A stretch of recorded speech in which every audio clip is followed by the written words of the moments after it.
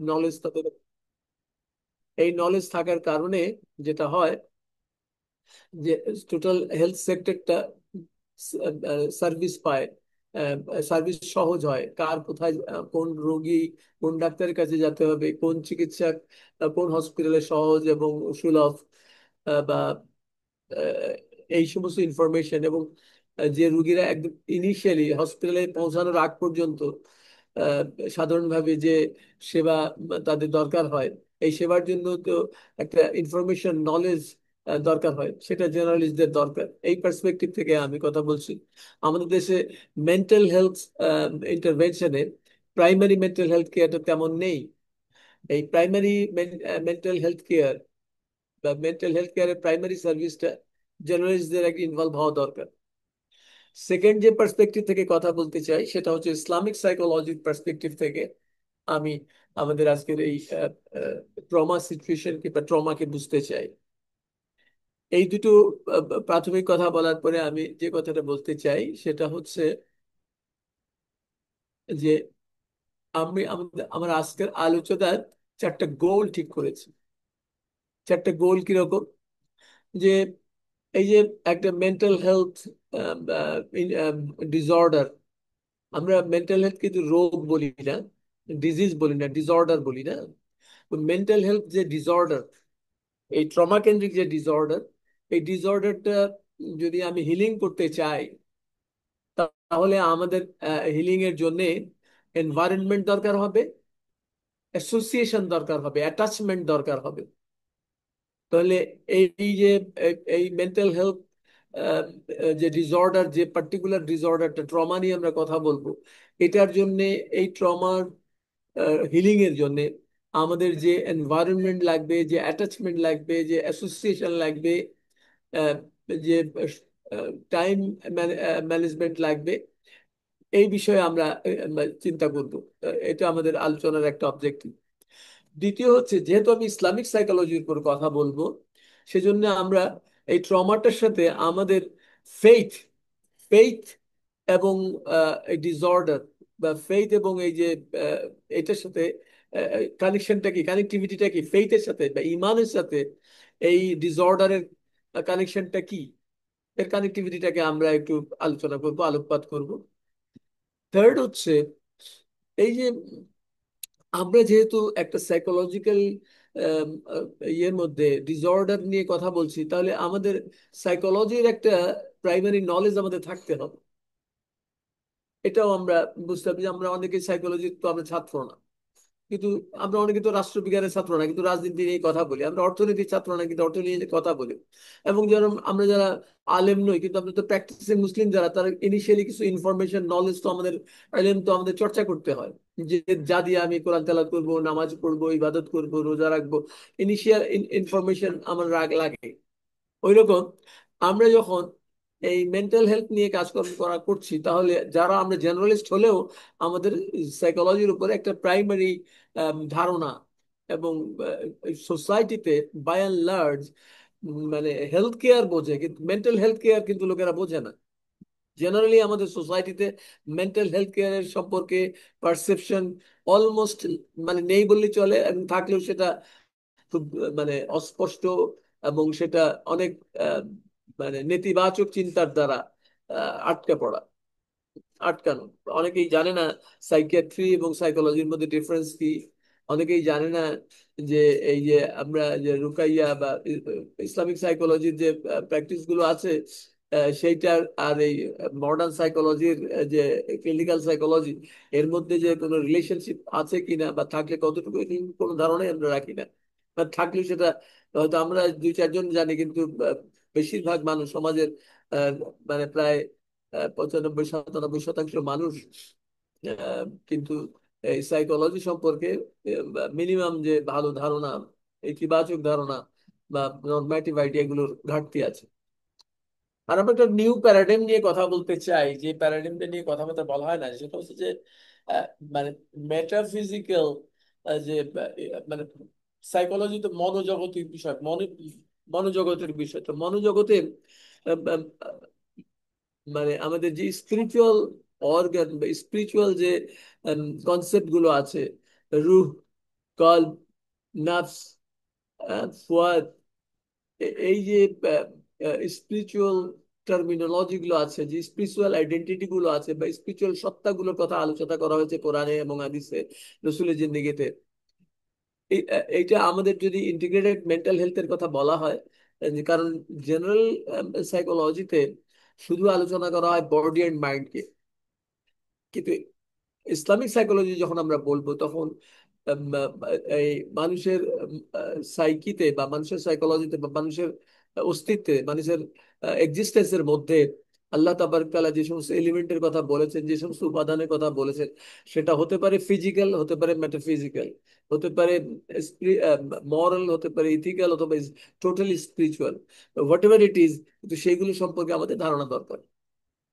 তাহলে প্রাথমিকভাবে আমি দুটো কথা বললাম, যে আমি আজকে আলোচনা করব নিজে একজন জার্নালিস্ট এবং জার্নালিস্ট পার্সপেক্টিভ থেকে বিষয়টাকে ব্যাখ্যা করার চেষ্টা করব। তাহলে প্রফেশনালদের হয়তো মনে হতে পারে তাহলে আমাদের এখান থেকে লাভটা কি হবে। হ্যাঁ, আমাদের প্রফেশনাল ভাইদের লাভ হবে এই, যে যখন আমরা একাডেমিক টিউটরের পার্সপেক্টিভ থেকে ইন্টিগ্রেটেড মেন্টাল হেলথের জন্য একটা গণমুখী মেন্টাল হেলথের কথা বলছি, তখন এই গণমুখী মেন্টাল হেলথের কনসেপ্টটা একজন জেনারেল, সাধারণ মানুষ, সাধারণ শিক্ষিত মানুষ যেভাবে দেখে, সেভাবেও আমাদের প্রফেশনালদেরকেও ধারণা থাকতে হবে যে সাধারণদের কাছে সাইকোলজিটা কেমন। আর আহ, আমি বললাম ইসলামিক সাইকোলজি সম্পর্কে কথা বলবো এবং তাকে চারটা ডাইমেনশনে কথা বলার চেষ্টা করব। একটা হচ্ছে যে এই মেন্টাল হেলথ আমরা যে প্রবলেমের কথা বলছি, সেই প্রবলেমের জন্য অ্যাটাচমেন্টটা কেমন লাগবে, এনভায়রনমেন্টটা কেমন লাগবে, ইমানের সাথে কানেক্টিভিটিটা কি, এবং সাইকোলজির এলিমেন্টারি নলেজটা কি, এবং আমরা যে জেনারেল সাইকোলজির সাথে একটা নিউ প্যারাডিম অ্যাড করব, সেই প্যারাডিমটা হচ্ছে যে স্পিরিচুয়াল যে সমস্ত এলিমেন্টের কথা কোরআনে বলা আছে, সেগুলো সম্পর্কে আমাদের একটা প্রাথমিক ধারণা থাকবে। এখন আমি কয়েকটা টার্ম জেনারেলিস্টদের জন্য, প্রফেশনালদের এই টার্মের জানা অবশ্যই তারা জানেন, তাদের জন্য সরে ও সরেয়া, কিন্তু আমাদের জন্য এটা সরে ও সরেয়া নয়, আমরা একটু জানতে হবে। আমরা সাইকোলজিতে, বিশেষ করে মডার্ন সাইকোলজিতে কগনিশন একটা সাব টার্ম, কগনিটিভ আমরা বলি না, কগনিটিভ থেরাপি বা কগনিটিভ প্রবলেম বা কগনিটিভ বিহেভিয়ার থেরাপি, এরকম একটা শব্দ আছে কগনিশন। এই কগনিশন শব্দটার মূল জিনিসটা হচ্ছে, এই কগনিশন শব্দটার আহ, বাংলা করলে হয় যে বোধ জ্ঞান। কগনিটিভ যেটা বোধ জ্ঞান, মূলত হচ্ছে মানুষের এই বোধ জ্ঞানটা কি ফর্মে কিভাবে শেপ নেয়, মানুষের বোধ জ্ঞানটা কিভাবে শেপ নেয়, যে আমি যে কিছু আমার অনুভূতিতে আসলো, উপলব্ধিতে আসলো, আমার ধারণায় আসলো, আমার একটা জিনিস সম্পর্কে, আমি পানিকে পানি বলে চিনলাম, আনন্দকে আনন্দ বলে চিনলাম, সাদাকে সাদা বলে চিনলাম, এই যে আমি আহ, এই যে আমার বোধ গুলো, কোনটা ভালো কোনটা মন্দ, কোনটা অন্ধকার কোনটা আলো, কোনটা সুখের কোনটা দুঃখের, আম, কোনটা উচিত কোনটা অনুচিত, এই যে বোধ জ্ঞান, এই বোধ জ্ঞানটা কিভাবে তৈরি হয়, এটা যদি আমি বলি, এটা একটা একটা থট প্রসেসের মধ্যে দিয়ে তৈরি হয়। এবং এই থট প্রসেসটা তিনটা ডাইমেনশনে রান করে। এই থট প্রসেসটা তিনটা ডাইমেনশনে রান করে। একটা ডাইমেনশন হচ্ছে আমি যুক্তি দিয়ে বোঝার চেষ্টা করি, লজিক্যাল, লজিক্যাল থট প্রসেস। আমাকে একটা যে কোনো আর্গুমেন্টের ভিত্তিতে আমি স্বীকার করে নেই যে হ্যাঁ এটা ঠিক। আহ, দুই এবং দুই চার, একটা যোগ, একটা লজিক। কিন্তু কখনো কখনো একবারে আর্গুমেন্টের বাইরেও আমার আমার আন্ডারস্ট্যান্ডিং, আমার আন্ডারস্ট্যান্ডিং মানে ব্যক্তির নিজস্ব আন্ডারস্ট্যান্ডিং এর কারণে ব্যক্তির একটা থট প্রসেস কাজ করে, যার যার কারণে প্রত্যেকের চিন্তা আলাদা আলাদা হয়। কেউ মনে করে এটা ঠিক, কেউ মনে করে না এটা বেঠিক। কেউ করে মানে আহ, আহ, মানে কোনো একটা কাজকে কেউ যুক্তিযুক্ত মনে করে, কোনো কাজকে অন্যজন তার সাথে ভিন্ন মত পোষণ করে। এটা এটার সাথে, এটা লজিক্যাল থট প্রসেসের সাথে যখন সাইকোলজিক্যাল থট প্রসেস হয়, লজিক্যাল বাট সাইকো, তার সাথে একটা সাইকো ডাইমেনশন কাজ করে, মানসিক যে প্রবণতা কাজ করে, মেন্টাল একটা টেন্ডেন্সি কাজ করে, মেন্টাল একটা আন্ডারস্ট্যান্ডিং কাজ করে, মেন্টাল একটা পারসেপশন কাজ করে। এটাকে বলে সাইকোলজিক্যাল থট প্রসেস।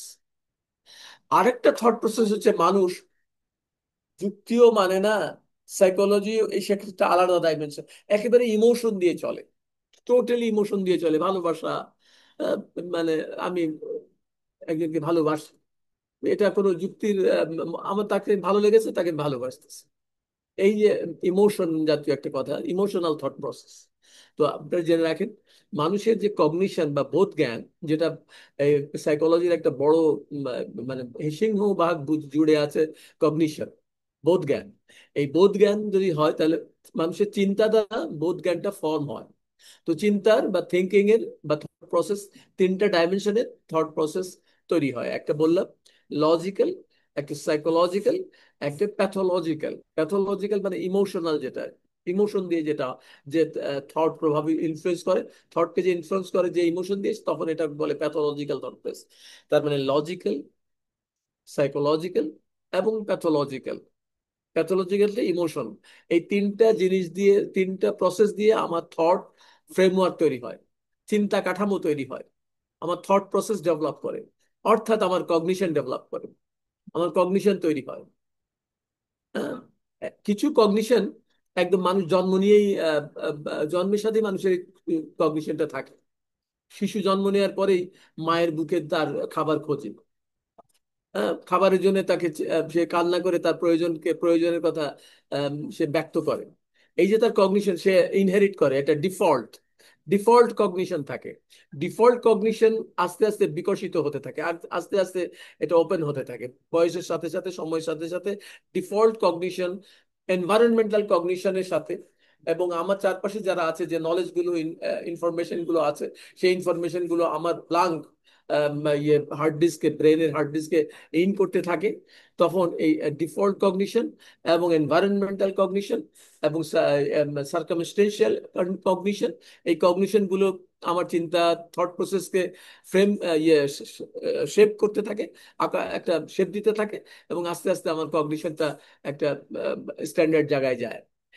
এখন এই এই এই কগনিশনের উপরে মেডিকেল সাইকোলজি, মানে psychology subject as a discipline, এটা আমাদের জানা থাকুক। কগনিশনের উপরে অনেক থিওরি আছে, এবং এই কগনিশনের বোধটা কি, মানুষের চিন্তা এবং আবেগ, এই দুটো জিনিস মানুষের আচরণকে ফুটিয়ে তোলে, মানুষের আচরণকে দাঁড় করায়। তা এখন আমরা এই তখন এই আচরণটাও বোধ জ্ঞান, কগনিটিভ বিহেভিয়ার, মানে আমার বোধ জ্ঞান আমাকে যে আচরণ করতে বলে, আমার বোধ জ্ঞানের দ্বারা আমার আচরণ প্রভাবিত হয়। তো যাই হোক, এইটুকু প্রাথমিক ধারণা থাকলো কগনিশন সম্পর্কে। এখন কগনিশন সম্পর্কে কিন্তু কোরআনেও একটা ধারণা আছে। আমরা সূরা নাহলের, এক সেকেন্ড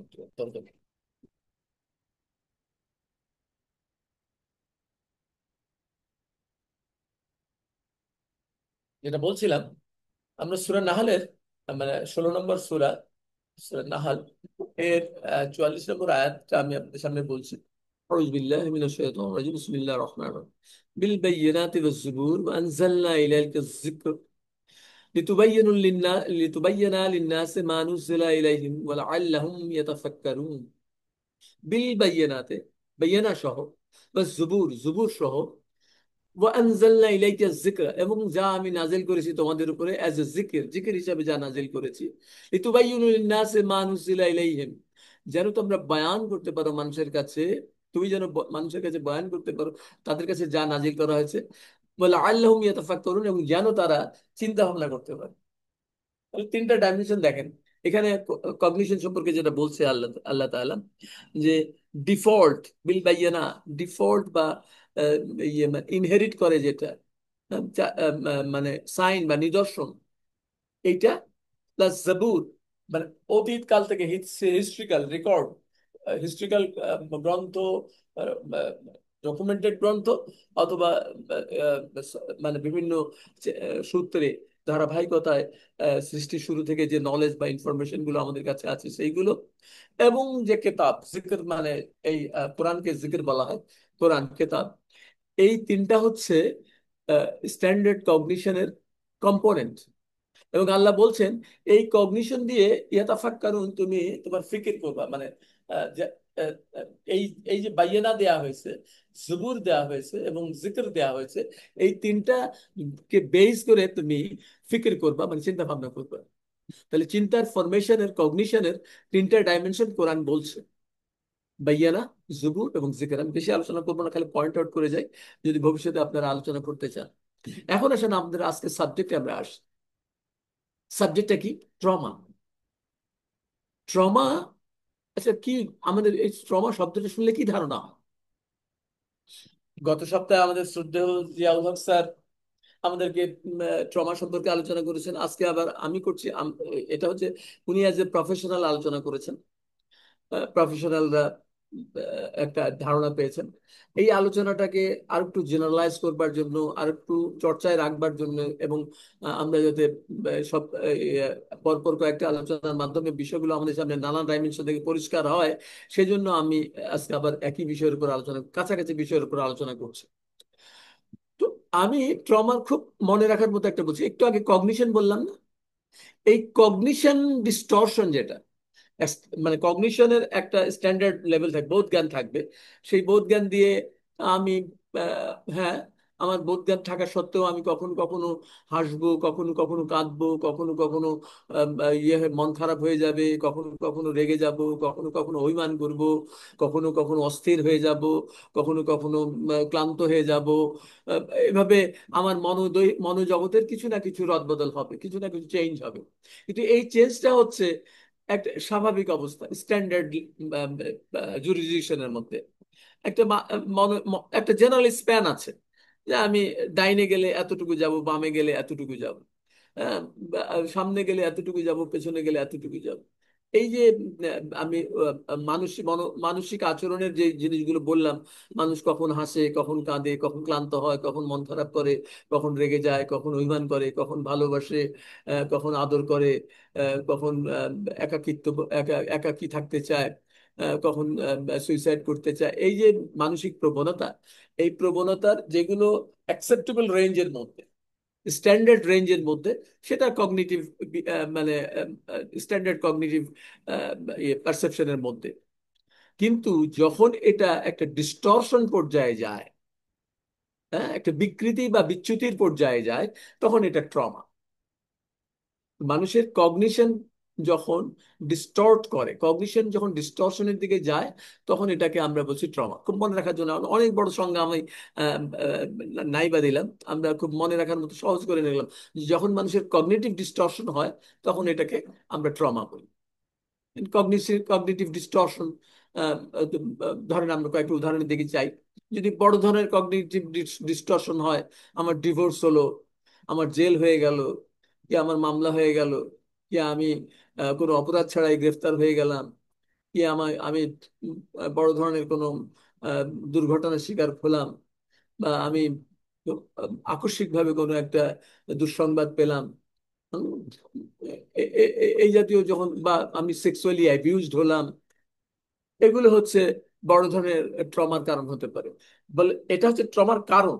কিন্তু এই সমস্ত ঘটনার কারণে আমার মনের উপরে এবং আমার দেহের উপরে যদি কোনো, আমার কগনিশনের উপরে যদি কোনো ডিস্টরশন আছে, আমার বোধ জ্ঞানের মধ্যে যদি কোনো পরিবর্তন এসে যায়, আমি যখন মানে সাদাকে আর সাদা বলে রিয়ালাইজ করব না, আমি যখন মানে মানে আমার মধ্যে এমন একটা পরিবর্তন আসবে, যে পরিবর্তনটা, যে অভিঘাতটা, যে আঘাতটা আমার স্বাভাবিক বোধ জ্ঞানকে নষ্ট করে দেয়।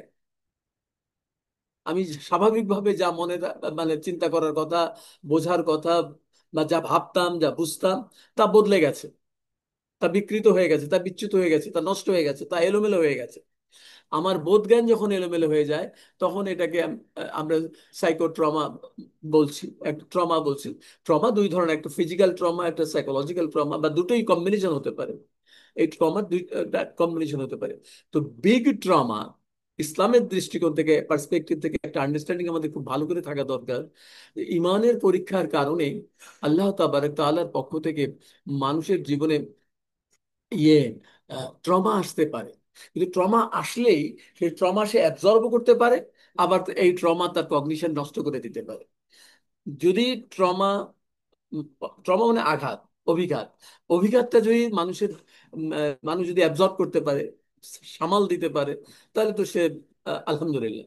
কিন্তু এমন বিপদ, এমন পরীক্ষা, এমন আঘাত মানুষের জীবনে আসতে পারে, আসে, এবং সেটা ইমানদার এবং ইমান যার নেই সকল মানুষের জীবনেই এইরকম আঘাত আসতে পারে, বিশেষ করে মুমিনদের জীবনে, যারা আমরা ফেইথ বেসড মানুষ, ইমান ইমান সংরক্ষণ করা মানুষ, তাদের জীবনে বেশিরভাগ ক্ষেত্রে প্রায় 2/3 মানুষের ক্ষেত্রেই কোনো না কোনো ভাবে পরীক্ষা আসবে। কারণ আল্লাহ বলেছেন আমি ইমানদার আসলে আমি তার ইমান পরীক্ষা করব। তো পরীক্ষা করার সময় আল্লাহ পরীক্ষা মানে পরীক্ষা এক ধরনের আঘাত, পরীক্ষা এক ধরনের মানে ধাক্কা, একটা একটা অভিঘাত, একটা পরীক্ষাটা কিভাবে হয়? পরীক্ষা হচ্ছে এটা অ্যাবনর্মাল সিচুয়েশন আমাকে মোকাবেলা করতে হয়।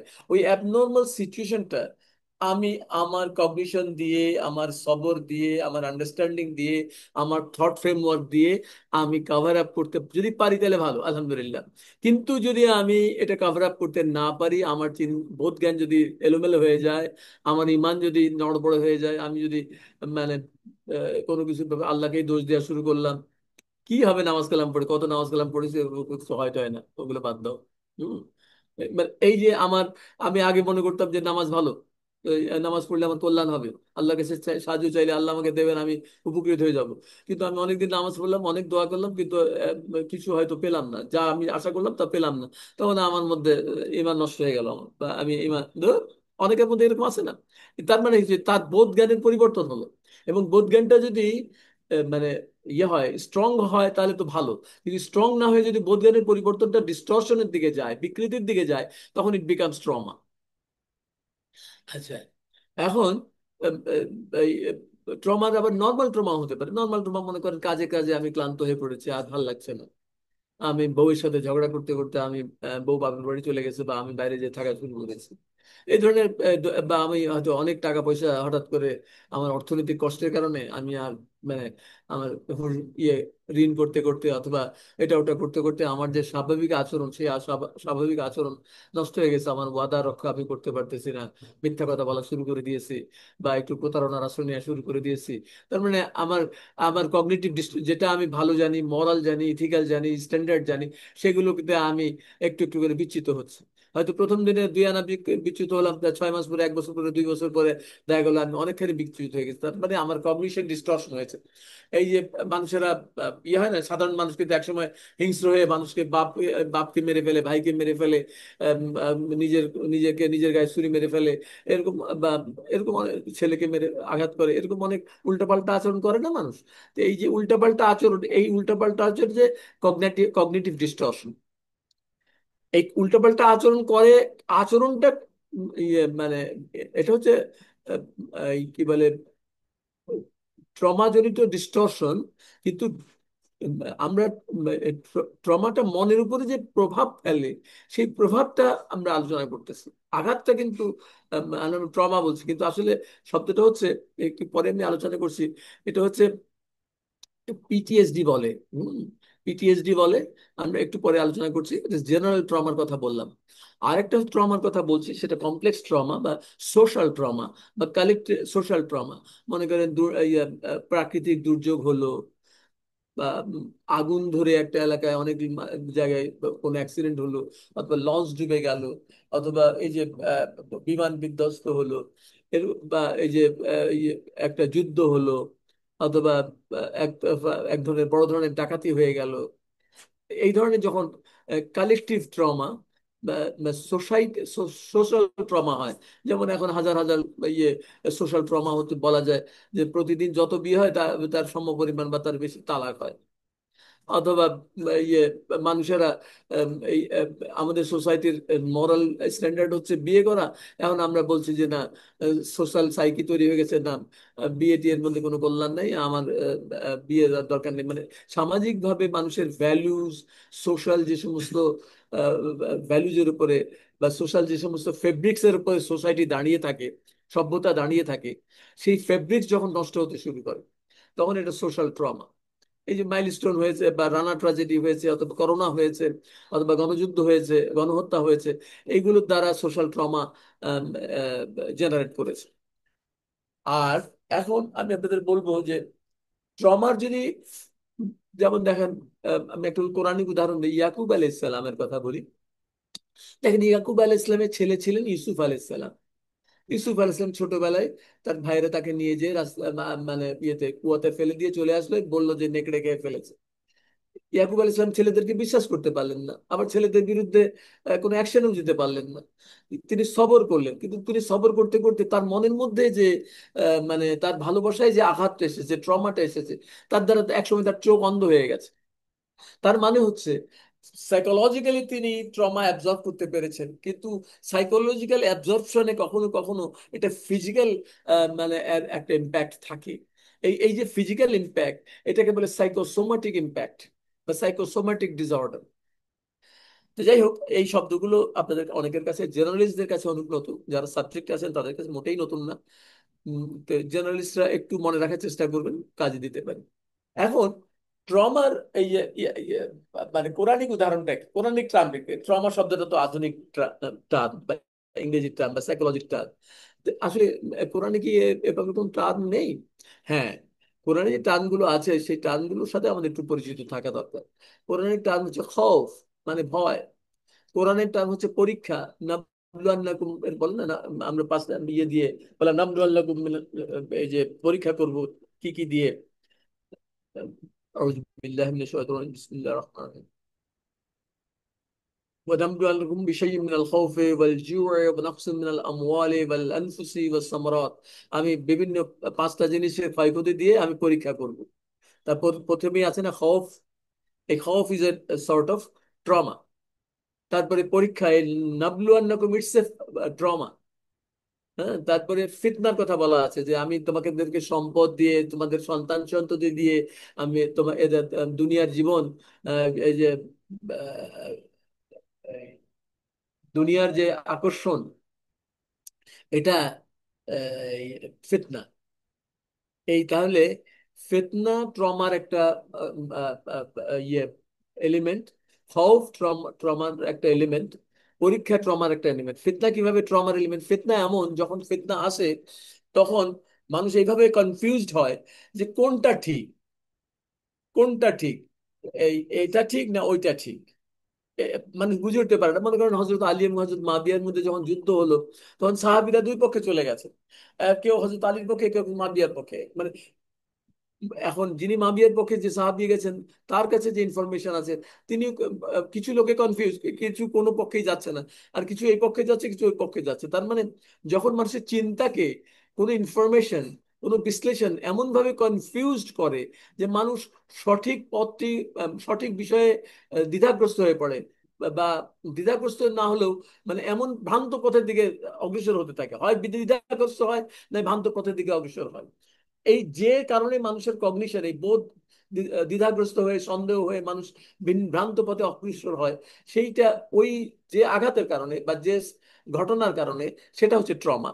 সেটা হচ্ছে, সেটা ফিতনা হতে পারে, সেটা পরীক্ষা হতে পারে, সেটা খওফ হতে পারে, বা আরো কিছু হতে পারে। যেমন আল্লাহ রসুল ইয়াকুব আলাইহিস সালাম দোয়া করলেন, কি দোয়া করলেন? قال إنما أشكو بثي وحزني, মানে বাচ্চা এবং হুজনা। বাচ্চা মানে আহ, বেদনা, আর হুজুন, বাচ্চা এবং হুজুন, এইটা দুঃখ এবং বেদনা। এটাও এই সূরা ইব্রাহিমের 86 নম্বর আয়াতে আছে। তো এই যে ইয়েগুলো, বাচ্চা বা হোসনা বা খৌফ বা পরীক্ষা বা ফিতনা, এগুলো হচ্ছে ট্রমার উদাহরণ। যেমন দেখেন, ইউসুফ আলাহ ইসলাম নিজেও ট্রমায় পড়লেন। ইউসুফ আলাহ ইসলাম কিভাবে ট্রমায় পড়লেন?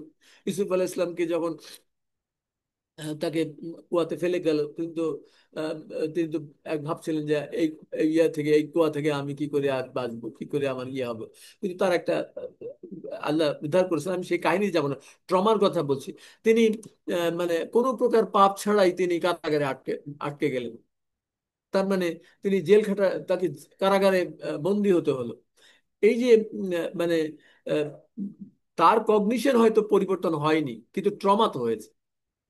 ট্রমা তো হয়েছে, ট্রমা তার হয়নি, কিন্তু মনে করেন যে অন্যদের, তিনি অন্যের ট্রমার কারণ হয়েছেন।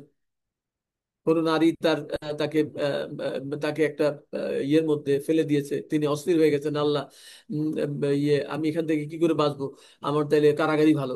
কারণ সাধারণ মানুষ তো আর কারাগার ভালো মনে করবে না, কিন্তু তিনি তিনি আল্লাহর নবী, তিনি মনে করলেন যে আমার এই নারীর ফিতনা থেকে বাঁচার জন্য আমার জেলখানাই ভালো। নর্মাল কগনিশন কি বলে, নর্মাল কগনিশন বলে কেউ কি জেলখানে যেতে চায়, কিন্তু তিনি জেলখানে যেতে চাইলেন। তার মানে তিনি প্রফেট, তিনি পজিটিভ ডিরেকশনে মানে ইয়ে চেঞ্জ হয়েছে। কিন্তু পজিটিভ ডিরেকশনে চেঞ্জ হলো এ সর্ট অফ ইয়ে, এটা এটা সর্ট অফ ইয়ে কি বলে ট্রমা, বা ওই যে কি বলে কগনিশন কগনিশন ডিস্টরশন বলবো না, কগনিশন ডেভিয়েশন বলবো। ডেভিয়েশনও যে বলা যাবে না, আর একটু ভালো শব্দ খুঁজে নেওয়া যাবে, মানে এটা কগনিশনের চেঞ্জ, চেঞ্জ অফ কগনিশন। যাই হোক, আরেকটা ঘটনার কথা বলি, যে মা আয়েশা যখন তার আপনার ইফকের ঘটনা জানেন, তিনি যুদ্ধের মাঠ থেকে আসার সময় একটু পিছনে পড়ে গেছিলেন, তারপরে তিনি অন্যের সাহায্যে আসলেন, তখন তার সম্ভ্রমের প্রতি, তার সম্ভ্রমবোধের প্রতি, তার ইজ্জত সম্মানের প্রতি নেগেটিভ কথা প্রচার হলো। এটা তার তার জীবনে কত বড় একটা ট্রমা ছিল। তিনি আল্লাহর মানে আল্লাহ রসুলের ঘর থেকে তিনি বাপের বাড়ি চলে গেলেন। বাপের বাড়িতে যেও তিনি আইসোলেশনে আক্রান্ত হলেন, একাকিত্বে আক্রান্ত হলেন। তার তিনি মানে ভেবে উঠতে পারছিলেন যে হোয়াট টু ডু, আমি কিভাবে এই ক্রাইসিস থেকে বেরিয়ে আসবো। তিনি তার একটা মাস তিনি অত্যন্ত অস্থির, পেরেশান এবং ভারসাম্যহীন, একটা মানে কেমন যেন তিনি এই সিচুয়েশনের সাথে নিজেকে মানিয়ে নিতে পারছিলেন না। স্বাভাবিক জীবন যাপন থেকে তার একটা ব্যতিক্রমী অবস্থা তৈরি হলো। এই যে স্বাভাবিক জীবন থেকে ব্যতিক্রমী অবস্থা তৈরি হলো, একটা ট্রমা আসলো না তার, একটা বদনাম তাকে চারদিকে তার তার উপর ছাড়িয়ে দেওয়া হলো। এই এই এই ওই একটা মাস তো ওনার কগনিশন ডিস্টরশন হয়েছে, যে এটা কি করে সম্ভব, আমি যা করিনি সেটা হলো, সেটা প্রচার হয়ে যাচ্ছে, সেটা স্ট্যাবলিশ হয়ে যাচ্ছে।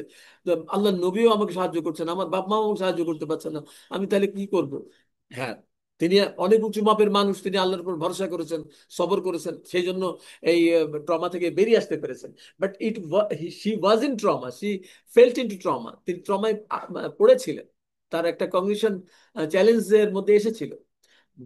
এখন এটা প্রত্যেক ব্যক্তি টু ব্যক্তি ট্রমার তো ইম্প্যাক্ট, একটা শিশুর উপরে ট্রমা যেভাবে হবে, শিশুর বাবার উপর ট্রমা তো সেরকম হবে না, বা শিশুর মায়ের উপর ট্রমা সেরকম হবে না, বা শিশুর বন্ধুর উপর ট্রমা সেরকম হবে না। ট্রমা হবে, ইম্প্যাক্ট হবে, ডিস্টরশন হবে, ডেভিয়েশন হবে, ইনফ্লুয়েন্স হবে, বা নেগেটিভ ইনফ্লুয়েন্স হবে, কিন্তু তার রেঞ্জ, তার মাত্রা, তার উপাদান আলাদা আলাদা হতে পারে। But how ever it is trauma. এরকম একইভাবে বিভিন্ন নবীদের ক্ষেত্রে হয়েছে, মা আয়েশার ক্ষেত্রে হয়েছে, বিবি মরিয়মের কথা চিন্তা করেন, তিনি কিরকম ট্রমায়, সোশ্যাল চ্যালেঞ্জের মধ্যে পড়ে গেছেন। তার হাজবেন্ড নাই, তিনি কোনো পুরুষের কাছে যাননি, অথচ তিনি কনসিভ করেছেন, তিনি সন্তান সম্ভবা। এই যে সোসাইটি তাকে চ্যালেঞ্জ করতেছে, এই সোসাইটি চ্যালেঞ্জ তিনি কি দিয়ে মোকাবেলা করবেন? She was in trauma.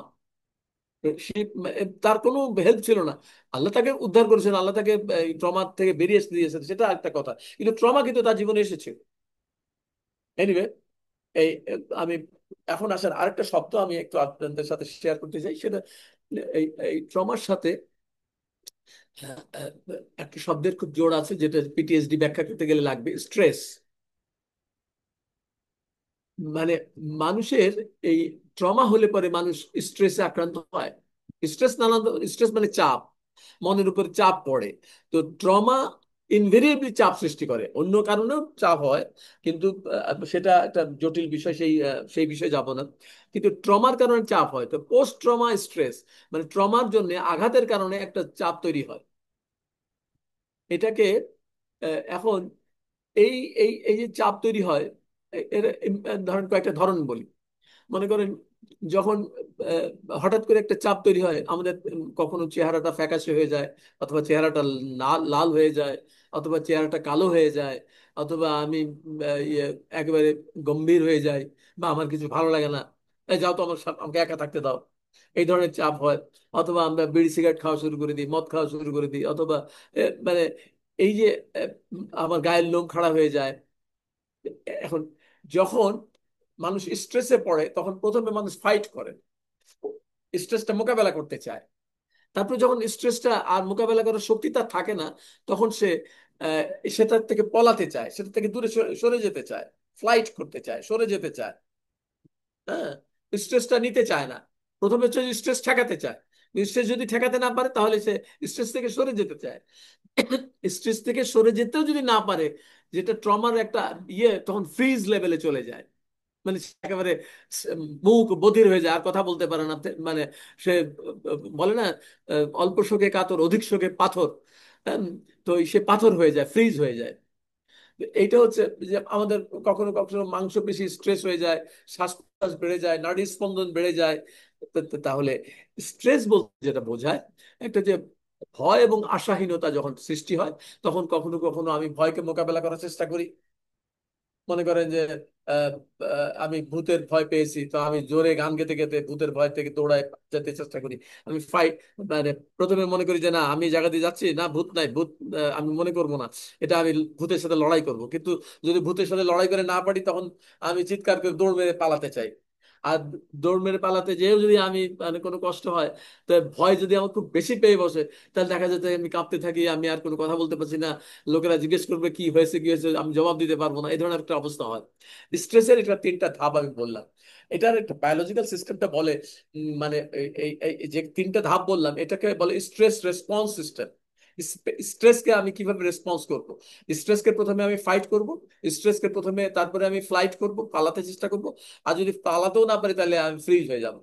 এই যে স্ট্রেস, এই পোস্ট ট্রমা, পিটিএসডি বলে এটাকে, পোস্ট ট্রমাটিক স্ট্রেস ডিসঅর্ডার। ট্রমার কারণে আমি স্ট্রেসে পড়বো, এবং এই স্ট্রেস যে লেভেলে থাকবে সেই লেভেলে আমি ডিসঅর্ডারের মুখোমুখি হব। এটাকে বলে পিটিএসডি। মেন্টাল হেলথে একটা রোগের নাম। ট্রমাজনিত যে চাপ তৈরি হয়, সেই চাপের যে লেভেল, সেই লেভেল অনুযায়ী আমার ডিসঅর্ডার তৈরি হয়। এটাকে বলে পোস্ট ট্রমাটিক ডিসঅর্ডার, পিটিএসডি।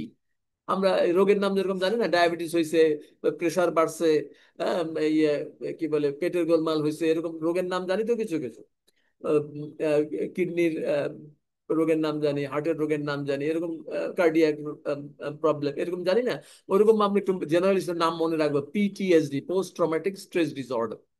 আচ্ছা, তারপরে এই পোস্ট ট্রমাটিক, আর পোস্ট ট্রমাটিক গ্রোথ আছে, পিটিজি বলে। পোস্ট ট্রমাটিক গ্রোথ মানে হচ্ছে এই ট্রমা থেকে বের হয়ে আসার জন্য, স্ট্রেস থেকে বের হয়ে আসার জন্য আমি যে আমার যে অ্যাকশন থাকবে, সেই অ্যাকশনটার মানে আমি সেটাকে বলে বেরিয়ে আসা, ওয়ে আউট। ওয়ে আউটটা হচ্ছে গ্রোথ। এই গ্রোথ মানে হচ্ছে যে আমরা বলি বৃদ্ধি। মানে পোস্ট ট্রমাটিক গ্রোথ মানে ট্রমা থেকে বেরিয়ে আমি আবার কগনিশন, মূল কগনিশনের দিকে ফিরে যেতে থাকবো। এই মূল হিলিং, এই মানে ট্রমার যে হিলিং, ট্রমার হিলিংটাকে বলে পোস্ট ট্রমাটিক গ্রোথ। আর ট্রমার আরেকটা নাম আমি একটু আগে আপনাদের বলেছি, যে ট্রমা যদি ফিজিক্যাল কোনো সিমটম দেখা যায় ট্রমার, সেটাকে post traumatic somatic psychosomatic disorder. একে তো ফিজিক্যাল ডিসঅর্ডার সরাসরি হতে পারে অ্যাক্সিডেন্টের মাধ্যমে, কিন্তু যদি সাইকোলজিক্যাল রোগের মাধ্যমে আমার সোমাটিক ডিসঅর্ডার হয়, হেলথের ডিসঅর্ডার হয়, মানে আসলে মূল কারণ সাইকোলজি, কিন্তু সেটা প্রকাশ পাচ্ছে দেহের মধ্য দিয়ে। আমার কোনো সাইড অবশ হয়ে আসছে, বা আমি আহ, ইয়ে আমার পেটের প্রবলেম দেখা দিচ্ছে, বা আমার মাথার প্রবলেম দেখা দিচ্ছে, বা আমার ঘুম নষ্ট হয়ে গেছে। উম, আহ, এ- এরকম মানুষের মেজাজের ভারসাম্যহীনতা, চিন্তার ভারসাম্যহীনতা, বা এই ট্রমাটিক যে কোনো হলে পরে, কোনো ট্রমার কারণে, ট্রমাটিক ইম্প্যাক্টের কারণে আমার যে দেহের মধ্যে যে যে কোনো চেঞ্জ আসে, সেটাকে বলে সাইকোসোমাটিক ডিসঅর্ডার। এখন আসেন, আমি আপনাদের কাছে এই পর্যন্ত আলোচনাগুলো সবগুলো কনসেপ্টের উপর আলোচনা করে যাচ্ছি। আমি আরেকটা কয়েকটা জিনিস খুব সংক্ষেপে বলি, যেটা আমি নিউ প্যারাডিম বলেছিলাম। আমরা শব্দগুলোর সাথে পরিচিত, কিন্তু এই শব্দগুলোর মানে সাইকোলজিতে ব্যবহারটা আমরা জানি না।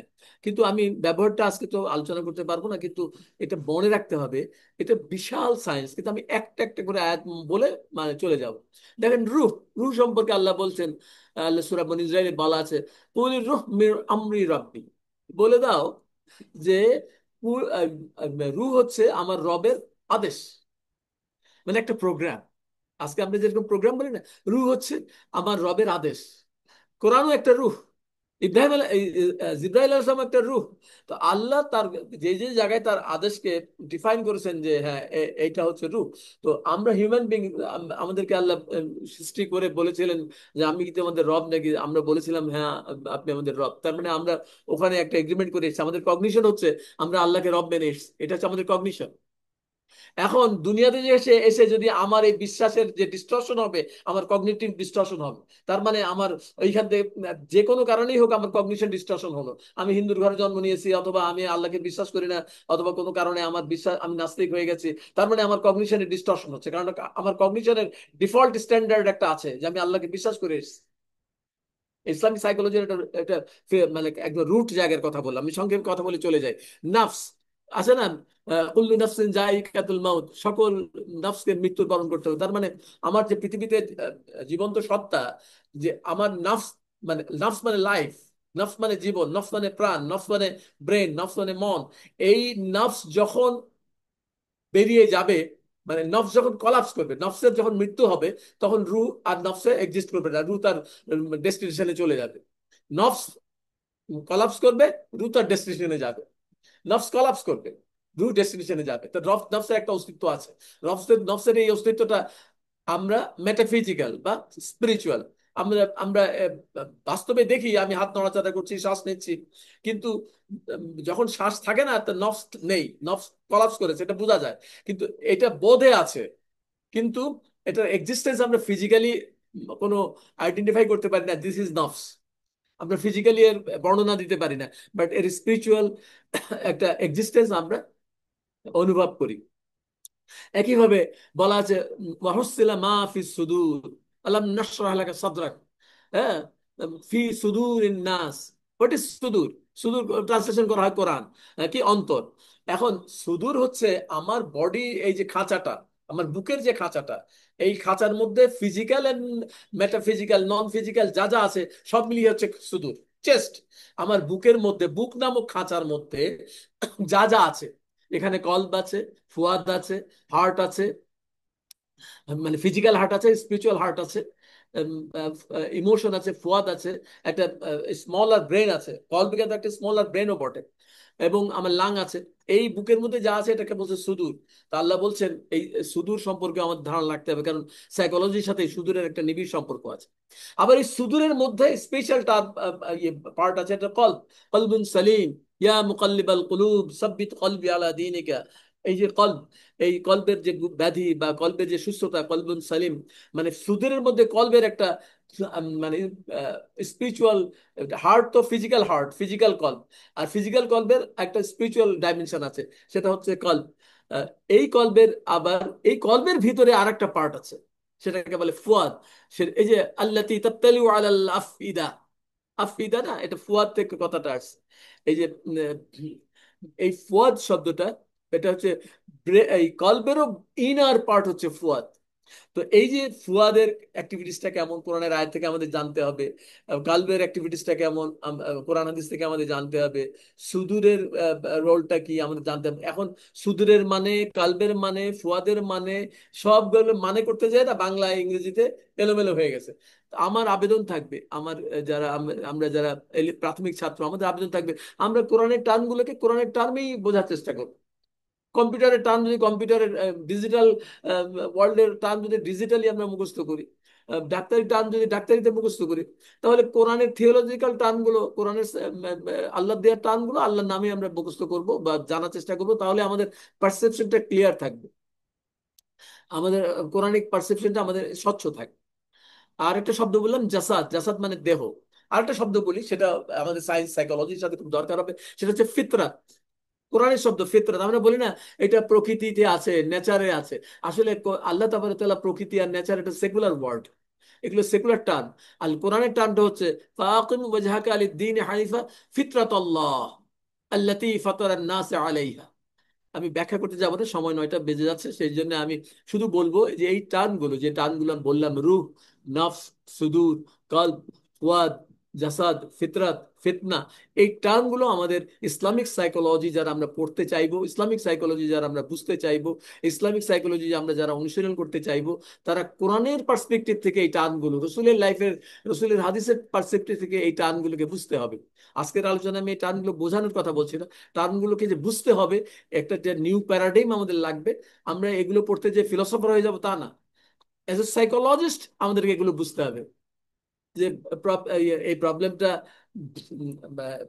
মানে কোন ভাবে আমি অগ্রসর হব। নফসের আর একটা ডাইমেনশন আছে, হাওয়া।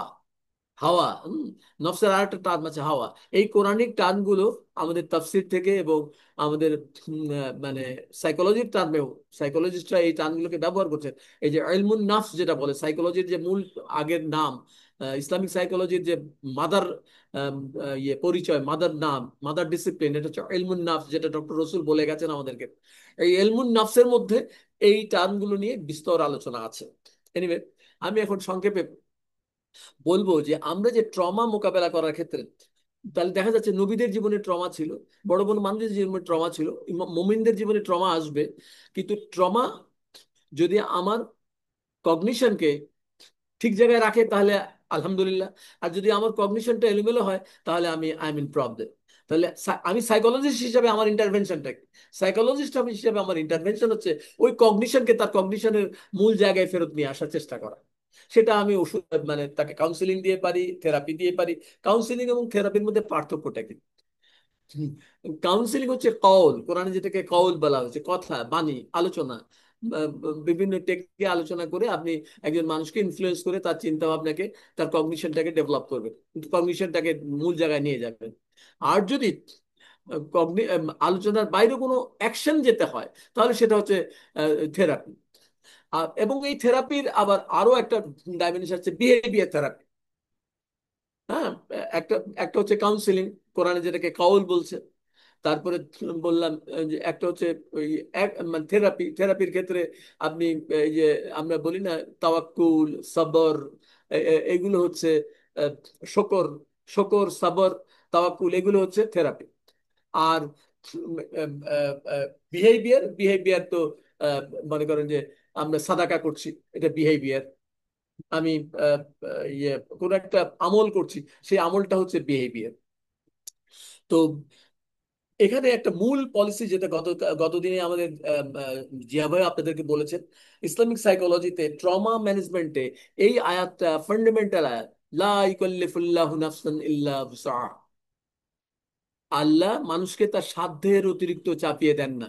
তার মানে হচ্ছে আল্লাহ তাবারক তাআলার পক্ষ থেকে যখন মানুষকে পরীক্ষা আসে, বা বান্দা যখন আল্লাহ আমার রব, আমি যে কোনো কিছু পরিস্থিতির মধ্যে পড়ি, আল্লাহর প্রতিপালক আমাকে আমাকে সেই পরিস্থিতির মধ্যে আমি আপতিত হচ্ছে।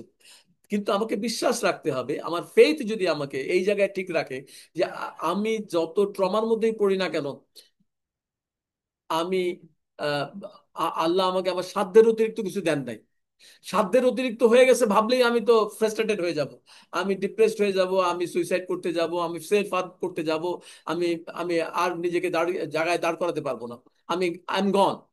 আর যদি আমার ফেথ ঠিক থাকে যে না, আল্লাহ আমার সাধ্যের অতিরিক্ত আমাকে দেন নাই, অতএব আমি ফিরে আসবো, আমার ফিরে আসা সম্ভব, এই বোধ আমি না পেলাম। মনে করেন যে এক্স এক্স এর ডিস্টরশন হয়েছে, এক্স ট্রমায় পড়ে গেছে, আমি তার ট্রমার লেভেলটা অ্যাসেস করে আমি তার ট্রমাকে জায়গায় মানে কগনিশনটাকে ফেরত আনবো।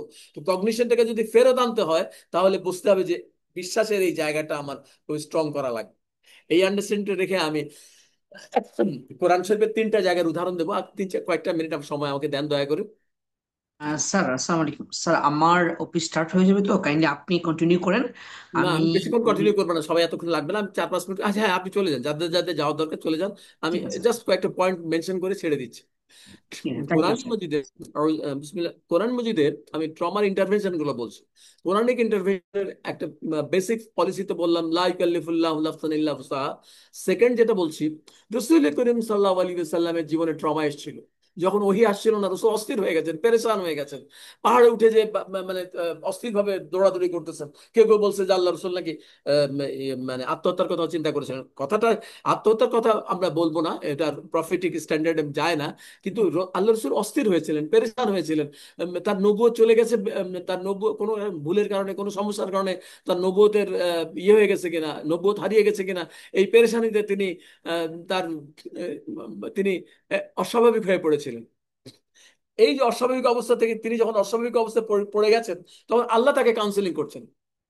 এই সূরা দোহা হচ্ছে ইসলামিক সাইকোলজির কাউন্সিলিং মডেল। মনে রাখবেন, ইসলামিক সাইকোলজির কাউন্সিলিং মডেল, আল্লাহ তার নবীকে কাউন্সিলিং করছেন। والضحى والليل إذا سجى ما ودعك ربك وما قلى وللآخرة خير لك من الأولى। এই সূরাটা আমি এখন পুরো ব্যাখ্যা করতে যাব না, আপনারা যারা আগ্রহী তারা পড়বেন, পড়ে দেখবেন। প্রথমে আল্লাহ অ্যাটাচমেন্ট করছেন, রিকগনাইজ করছেন, এই আমি প্রফেট, আমি কিন্তু তোমাকে ভুলে যাইনি, আমি তোমাকে ত্যাগ করিনি, তুমি তুমি বিচলিত হচ্ছ কেন? তারপরে আল্লাহ তাবারক তাআলাকে অ্যাটাচমেন্ট দিচ্ছেন, অ্যাসোসিয়েশন দিচ্ছেন, এনভায়রনমেন্ট দিচ্ছেন, মেন্টাল এনভায়রনমেন্ট দিচ্ছেন, মেন্টালি তাকে আশ্বস্ত করতেছেন। তারপরে তার কগনিটিভ ডেভেলপমেন্টের জন্য তাকে আশ্বস্ত করছেন যে বলে আখিরাত খায়রুল লাকা মিনাল উলা, তোমার পরবর্তীতে তোমার এখনকার চেয়ে পরের জীবনটা ইয়ে বেটার। তারপরে তুমি কিছু এমন কিছু আল্লাহ তোমাকে দিয়ে দেবেন যে তুমি সন্তুষ্ট হয়ে যাবে, তাকে আশ্বস্ত করতেছেন। এটা হচ্ছে তার কগনিটিভ ডেভেলপমেন্টের দিকে নিয়ে আসতেছেন। তারপরে আল্লাহ তাকে বলছেন, আমি কি তোমাকে এতিম পাই নাই? তারপরে কি তোমাকে আমি বড় করি নাই? আমি কি তুমি পথ হারা ছিলে, কি করবা তুমি জানতা না, আমি তোমাকে পথ দেখাই নাই, তোমাকে নগদ দেই নাই? তারপরে তুমি তো একেবারে নিঃস্ব ছিলে, গরিব ছিলে, তারপরে কিভাবে তোমাকে সম্পদের দিকে কি মানি নাই? তারপরে সম্পদের ট্রমা হয়ে দিক নির্দেশনার ট্রমা হতে পারে, এবং গার্ডিয়ানের ট্রমা হতে পারে। এই যে যে কয় ধরনের ট্রমাই হোক না কেন, আল্লাহ তাকে তাকে আত্মবিশ্বাস দিয়েছেন, তাকে সাইকোথেরাপি করেছেন, তার থেরাপি দিয়েছেন, যে দেখো আমি তো তোমাকে এই সমস্ত জায়গায় হেল্প করেছি, সো তুমি এত তোমাকে তোমার যখনই বিপদ এসছে, তোমার যখনই সমস্যা এসছে, আমি তো তোমাকে কেয়ার করেছি, তুমি কেয়ারের বাইরে ছিলে না, অর্থাৎ ডোন্ট ওয়ারি, তুমি কেয়ারের মধ্যে আছো। তার মানে কগনিশনকে ফিরিয়ে ফেরত আনার ফর্মুলা দিচ্ছেন আল্লাহ তাআলা। আমরা তো কোরআন মানে কোরআনের সাধারণ মানে পড়ি, কিন্তু সাইকোলজিক্যাল পার্সপেক্টিভ থেকে কোরআনকে আবার বোঝার চেষ্টা করতে হবে। যারা সাইকোলজিস্ট আছেন বা যারা আমরা সাইকোলজি নিয়ে চিন্তা করি, তাদের উচিত হবে কোরআনের আয়াতগুলোকে সাইকোলজির পার্সপেক্টিভ থেকে ইন্টারপ্রিট করা, সাইকোলজির পার্সপেক্টিভ থেকে বোঝার চেষ্টা করা, সেখান থেকে প্রিন্সিপাল বের করা। তাহলে সেকেন্ড, ফার্স্ট হলো অ্যাটাচমেন্ট, সেকেন্ড হলো ব্লেজিং স্টোরি মানে আশ্বস্ত করা, থার্ড হচ্ছে সাইকোথেরাপি দিলেন। এরপরে কগনিটিভ বিহেভিয়ার। কগনিটিভ বিহেভিয়ার কি? ফাম্মাল ইয়াতীমা ফালা তাকহার ওয়া আম্মাস সাইলা ফালা তানহার। তুমি এতিম পেলে এতিমদেরকে কখনোই এতিমদের প্রতি কঠোর হবা না। তুমি এবং যদি কেউ তোমাকে সাহায্য চায় তুমি তাকে সাহায্য করো, তার মানে সাদাকা করো, অ্যাকশনে যাও। একটা অ্যাকশন দিল, তার মানে এই জাতীয় কোনো না কোনো অ্যাকশনে যখন যাবেন, বিহেভিয়ার থেরাপি এটা, বিহেভিয়ার থেরাপি দিয়ে আল্লাহ তার অস্থিরতাকে, স্বাভাবিকতাকে কগনিশনের দিকে নিয়ে আসেন। তারপর লাস্ট কগনিশন, তারপরের কগনিশনটা কি? ওয়াম্মাস কি ইয়ে ওয়াম্মা বিনিআমাতি রাব্বিকা ফাহাদ্দিস। ওয়াম্মা বিনিআমাতি রাব্বিকা ফাহাদ্দিস, তুমি তোমার রবের নিয়ামতগুলোকে স্মরণ করে করে ঘোষণা করতে থাকো, ডিক্লেয়ার করো, ঘোষণা করো। ফাআম ফাআম ওয়াম্মা বিনিআমাতি, ঘোষণা করো নিয়ামতগুলোকে। ওয়াম্মা বিনিআমাতি রাব্বিকা, তোমার রবের, ফাহাদ্দিস, বর্ণনা করতে থাকো, ঘোষণা করতে থাকো, যে আল্লাহ আমাকে মামলা থেকে উদ্ধার করেছেন, আল্লাহ আমাকে এই চাকরি দিয়েছেন, আল্লাহ আমাকে প্রমোশন দিয়েছেন, আল্লাহ আমাকে এই নিরাপত্তা দিয়েছেন, আল্লাহ আমাকে এই সম্পদ দিয়েছেন, আল্লাহ আমাকে এই সন্তান দিয়েছেন। এই যে আল্লাহ যত নিয়ামত দিয়েছেন, নিয়ামতের ডিক্লারেশন করতে থাকে। যখন আল্লাহর নিয়ামতকে মানুষ আইডেন্টিফাই করবে, রিকগনাইজ করবে এবং অ্যাপ্রিসিয়েট করবে এবং শুকর আদায় করবে, তখন সে কগনিশনের দিকে ফেরত আসবে। এই যে প্রিন্সিপল, একই প্রিন্সিপল আছে, আমি এটাকে বলে দোহা পলিসি। পাঁচটা পলিসি, একটা হচ্ছে অ্যাটাচমেন্ট, একটা হচ্ছে আশ্বস্ত করা, তারপরে হচ্ছে সাইকোথেরাপি দেওয়া, তারপরে হচ্ছে cognitive behaviour, cognitive behaviour therapy দেয়া। এগুলোর মাধ্যমে আপনি কাউন্সিলিং করতে পারেন। সেকেন্ডারি কাউন্সিলিং কি? সেকেন্ডারি কাউন্সিলিং যে সাইকোথেরাপি, ফর্মাল ইয়াসি কি উসরি ইউসরা, ইন্না মাআল উসরি ইউসরা, নিশ্চয়ই কষ্টের সাথেই আছে স্বস্তি, কষ্টের সাথেই আছে স্বস্তি। ইন্না মাআল উসরি ইউসরা, এই সূরা ইনসিরা। সূরা ইনসিরা হচ্ছে আরো ডেভেলপড সাইকোথেরাপি, ডেভেলপড কাউন্সিলিং। এটাও আপনারা পড়তে পারেন, আলাদা করে পড়বেন। আর তারপরে বিহেভিয়ার থেরাপি। বিহেভিয়ার থেরাপি এটি আমার লাস্ট স্লাইড। বিহেভিয়ার থেরাপিটা কি? বিহেভিয়ার থেরাপিটা হচ্ছে সূরা হুজরাত 49 নম্বর আয়াত। সোশ্যাল থেরাপির জন্য এটা খুব মারাত্মক। আজকে যে সোশ্যাল মিডিয়াতে যে গুজব ছড়ানো হচ্ছে, যে নানান অপকর্ম করা হচ্ছে, এই ব্যাপার কোরআন শরীফ একদম ক্লিয়ারলি বলে দিয়েছে। কয়েকটা টার্ম আমি বলছি, সূরা হুজরাতের আপনারা 49 নম্বর সূরা, এই সূরা হুজরাতটা যদি আপনারা খুব ভালো করে পড়েন, দেখবেন বিহেভিয়ার থেরাপি। সেখানে বিতর্ক, শিষ্টাচার, অনুমান, দোষ খোঁজা, গুজব, অপতথ্য, গীবত, উপহাস, ব্যঙ্গ, অপনাম, সন্দেহ, আসাবিয়াত, এই সকল এবং বিরোধ নিষ্পত্তি, এই সকল বিষয়ে আল্লাহ বিহেভিয়ার থেরাপি দিয়ে দিয়েছে। আজকে এটা এটা আলোচনা করতে গেলে তো আলাদা একটা ক্লাস লাগবে, কিন্তু আমি খালি পয়েন্ট আউট করে যাচ্ছি। কাউন্সিলিং এর জন্য হচ্ছে কগনিটিভ থেরাপি, সূরা দোহা। তারপরে সাইকোথেরাপি সূরা ইনশিরা। আরো অনেক জায়গায় অনেক কিছু আছে, আমি বেসিক একদম মৌলিক সরেও সরে জায়গাগুলো বলে দিলাম। আর কগনিটিভ বিহেভিয়ার থেরাপি হচ্ছে সূরা হুজরাত। আমরা যদি আজকে সোসাইটিতে যে সমস্ত সোশ্যাল ট্রমা আছে, বা পার্সোনাল লেভেলে যে ট্রমা আছে, ফ্যামিলি লেভেলে বা কমিউনিটি লেভেলে যে ট্রমা আছে, এই ট্রমাগুলো থেকে বেরিয়ে আসার জন্য কোরআনের এই কনসেপ্ট গুলাকে, কোরআনের এই অ্যাডভাইস গুলোকে, কোরআনের এই উসুল গুলোকে, কোরআনের এই পলিসি গুলোকে আমরা যদি একটু সাইকোলজিক্যাল পার্সপেক্টিভ থেকে বোঝার চেষ্টা করি, পড়ার চেষ্টা করি, আলোচনা করি, তাহলে আমরা অনেক উসুল, অনেক প্রিন্সিপল পেয়ে যাব। এবং তখন আমরা ইসলামিক সাইকোলজি লিটারেচার ডেভেলপ করতে পারবো বেসড অন কোরআন। আমাদের সমস্যা হচ্ছে, আমি লাস্ট কথা বলি, আমাদের সমস্যা হচ্ছে আমরা যারা প্রফেশনালি সাইকোলজি পড়েছি, তারা তো based on Quran, based on faith, based on রসুলের লাইফ, আমরা সবকিছুকে ফ্রেমিং শিখি নাই। আমরা শিখেছি সেকুলার এবং গডলেস কনসেপ্টের উপর দাঁড় করানো সাবজেক্টে পড়া। সেইখানে ইসলামকে চর্চায় নিয়ে আসার জন্য আমার আগে ওই সাইকোলজি নলেজের পাশাপাশি আমাদের কোরআন, হাদিস এবং রসুলের লাইফ, এবং রসুলের লাইফের সাইকোলজিক্যাল ইন্টারপ্রিটেশন। হাদিস, একটা হাদিস আছে, একটা আয়াত আছে, কিন্তু এই সেই আয়াতের জেনারেল পার্সপেক্টিভ, হয়তো সাইন্টিফিক একটা ব্যাখ্যা আছে, সোশ্যাল একটা ব্যাখ্যা আছে, পলিটিক্যাল একটা ব্যাখ্যা আছে, ইকোনমিক্যাল একটা ব্যাখ্যা আছে, কিন্তু সাইকোলজিক্যাল একটা ব্যাখ্যা থাকে, আছে। সেই সেই দৃষ্টিকোণ দিয়ে কোরআনের আয়াতকে, কোরআনের সাথে আমাদের একটা অ্যাটাচমেন্ট দরকার হবে। কোরআনের সাথে আমাদের রসুলের লাইফকে মিলিয়ে মিলিয়ে আয়াতগুলো পড়তে হবে। এটা আমরা একা একা পারবো না, আমাদের একটা টিমে বসতে হবে। টিমেও পারবো না, কি করতে হবে? আমাদের যারা পুরনো আকাবিররা আছেন, যারা সাইকোলজির ফিল্ডে, যারা ইসলামিক সাইকোলজি যারা স্কলার, তারা এই কোরআনের কোন কোন আয়াতকে, কোন কোন কনসেপ্টকে কোন কোন ক্ষেত্রে কিভাবে কাজে লাগানোর জন্য ব্যাখ্যা করেছেন, ইন্টারপ্রিট করেছেন, সেইগুলো আমাদেরকে একটু সেই জায়গায় একটু নির্ভরতা করতে হবে। সেই জায়গায় নির্ভর করার পরে আমরা দেখা যাবে যে আমরা নিজেরাও, আল্লাহ ইচ্ছা আল্লাহ আমাদেরকে আমাদের অন্তর খুলে দেবেন। আমরা এই যে দোয়া করি না, আল্লাহ আমাদের অন্তর খুলে দেবেন। সেই অন্তর খুলে দেওয়ার পর আমরাও ওই আয়াত থেকে কাউন্সিলিং বা থেরাপি অথবা বিহেভিয়ার থেরাপির, কগনিশন, কগনিটিভ ডেভেলপমেন্টের ফর্মুলাগুলো, সূত্রগুলো পেয়ে যাবো ইনশাআল্লাহ। আমি খুব অগোছালো ভাবে, বিচ্ছিন্ন ভাবে কিছু টার্মিনোলজি নিয়ে, কিছু কনসেপ্ট নিয়ে মানে এই কনসেপ্ট গুলো আলাদা আলাদা ভাবে, যদি রুহ কলবের কনসেপ্ট একটা একটা ক্লাস লাগবে, সূরা হুজরাতের বিহেভিয়ার থেরাপি একটা ক্লাস লাগবে, সূরা দোহার কগনিটিভ থেরাপি আর একটা ক্লাস লাগবে, সূরা ইনশিরার সাইকোথেরাপি আর একটা ক্লাস লাগবে। এগুলো অনেক বিষয়, কিন্তু আমি একটা ক্লাসে সবগুলো আলোচনা করেছি এই জন্য, যাতে যারা আগ্রহী, যারা সাবজেক্টটাকে বুঝতে চান, যারা ইসলামিক সাইকোলজির ভেতরে ঢুকতে চান, তারা যেন দিক নির্দেশনা পান, পথ পান, কোন রাস্তায় আমাকে আগাতে হবে। সেই দিকে আমি একটু ফোকাস দেওয়ার চেষ্টা করলাম। আল্লাহ আমার ভুল বলা, বেশি বলা, বাড়িয়ে বলা মাফ করুন।